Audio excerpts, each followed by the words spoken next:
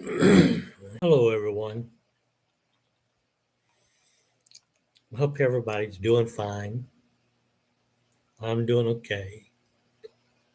I just wanted to talk today.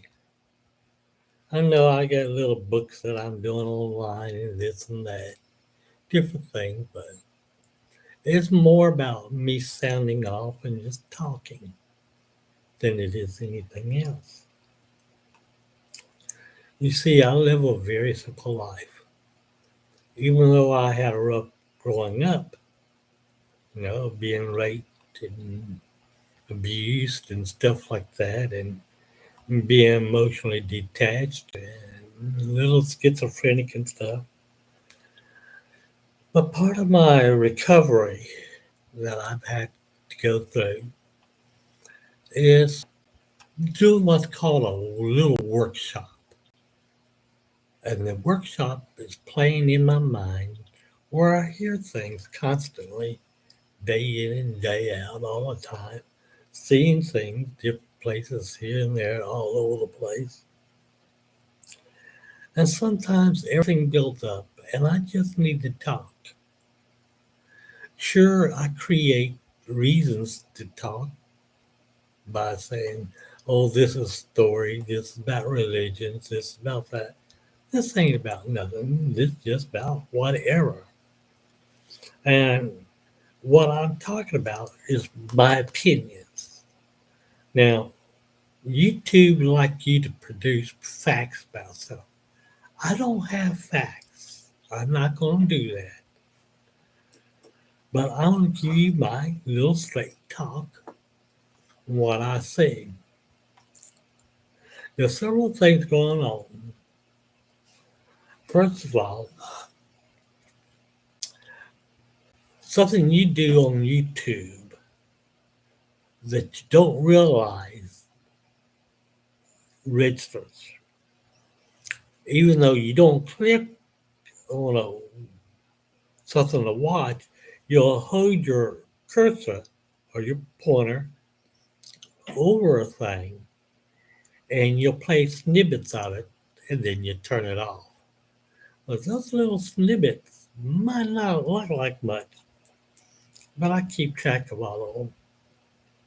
And there's a lots of people that click onto this and to what I'm saying and doing. There's a lots of people just wonder, what I'm up to or what I want to be saying. And on the other line of this, there is a programmer for YouTube that's going to review this.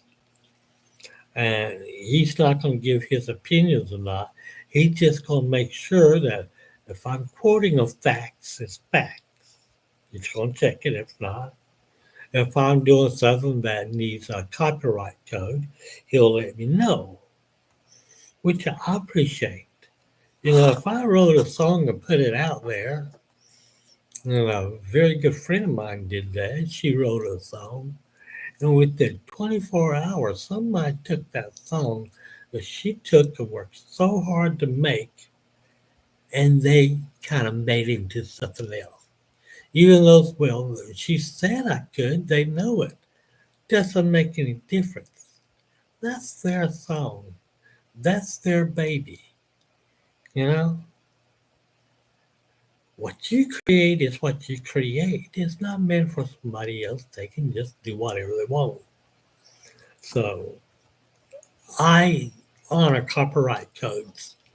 Even though I sit here and I play guitar, different type of styles of guitar, and I can sing many, many different type of songs, many different ways, all the way from old time country gospel songs all the way up to blues and stuff. And sometimes I even try myself into a little bit of punk and hard rock and stuff. Sessions guitar is one that I like to play and listen to. Classical playing is all right. I used to like to listen to John Williams, the guitar player. To me, he is one of the best. And this during 60s and 70s listening to him. And I'm not talking about what you know of John Williams that did the music to Star Wars. I'm talking about John Williams, the guitar player. He was fantastic. At the time, there was a little conflict between John Williams and Yanni playing, but Yanni played a different style than John Williams. Even though they were similar, there was still different styles. I love the style of John Williams. Yanni was okay, but just a straight up old fashioned guitar, whatever. John Williams was good. Let's say Roy Clark was real good. Uh, you can look on Roy Clark's face when he's playing a guitar and look at Roy Clark's face when he's playing a banjo. Yeah, he's fantastic at all of them, but he loves the banjo. At least to me, the expressions on his face told me he just loved playing that banjo. It's like, yeah, he was having fun. But see, that's my opinion again. Some of you may not know who John Williams is or who Johnny is, but lots of you know who Roy Clark is. And you know he was really good. But so was Les Paul. There's lots of great guitar players out there. I love the sound of the guitar. I love to follow anybody in any of their arts, regardless if it's music or architectural or is just drawing, playing music, any type of sports. To me, those are arts, even though you may not recognize it as art. But when you have a great sports player of any kind, it becomes an art form to watch them and to see them.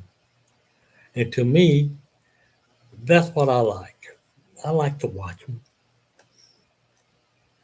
You know, lots of these schools, they like to try to do away with some of the arts. But there's not a building in the world, not a road construction, no nothing, not even a political thing that did not start out as a conjecture of ideas in a person's brain that happens because of the love of whatever they're doing. When they do that, it becomes an art form. Well, you say, well, how can a debate of any kind be an art form? The ones that are real good at it, if you listen to them, they are real good. And that is an art form. It's like these people that play different games. You know, I like to do word search because it helps me with my grammar and spelling. There's people out there like to play Monopoly, golf, and different things online. And some are really good, and that's an art form. Um, so the schools saying they want to do away with the arts and stuff. Let me tell you, there will be no football players if there was not art. It's not because it's mandatory to have art. It's just that when a coach is drawing up a play, he uses little drawings to do it. When they're watching the program of the last game they play, they're watching an art. It's all art, design and creation. I take it in all different forms. One of the things I did to help stabilize my mind was while I was in my working age, I did not want to claim a profession of any kind. 'Cause to me, each one of those professions at one time or another become unemployed. Because let's say you're a master bricklayer, mason, electrician, or master carpenter, or something like that, all the time. Well, the thing is, with all those professions, they need a helper. Not a real good helper, just a helper. But if they can find a good one and it's reasonable, they'll take that good one overall. And that's what I realized. So I became a professional laborer, which allows me to go into those job placement places, day laborers and all. And when I list down the skills that I have, I can go electrician, masons, all like that, all the way down as a helper. So when they send me out on a job, they know that I'm an helper. And many times I get out on a job and the people that bosses that run these things, they recognize that I'm a professional helper and they'll request me back. And that's where I make my money. Many times they request me back, and before long, especially if there's a team that they bring back, I am the team leader. Not that I want to be, but I am a professional and I know what I'm doing. But some people probably look at my face and say, "Oh, yeah, I know you. I've seen you." Yeah, you probably have. I've worked all over the country. Far east is Manpower, and all the way out to the west is as Labor Ready and different things like that. I work national ones, local ones, labor halls, whatever. It was easy. I worked somewhere. I made sure that I had my driver's license, everything up to date, and they need driver for something. I learned how to operate all type of stick shifts of any kind, anything from a standard uh, 5 speed overdrive to it's 12, 15 gears in the shift. I learned how to clutch and double clutch, all these things. I knew how to do it. So I was a driver, not a professional over the road driver. I was just a driver. I knew what I was doing and I could get the job done. So sometimes I get hired out as a contractor with a day labor to go out and work as a driver. Delivery. No different. Delivery is no different than any other type of delivery. Mailman is just a deliverer. He has short the mail, put it in the mailbox, come back and file the mail, all like this. He's still a delivery man, just like a pizza delivery.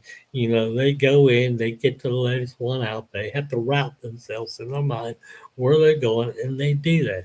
Those tickets they have where they make the delivery is how they're going to get paid. So they know how to keep track and all like that. No, just a delivery person. But I was professional labor, and that's how I made my living. And I didn't think I was making much until I had a emotional breakdown. It just hit me. I could not work because my mind was racing a mile a minute. I couldn't stop it. I was seeing things, hearing things all the time, and I did not know how to control it. I couldn't work because of these things.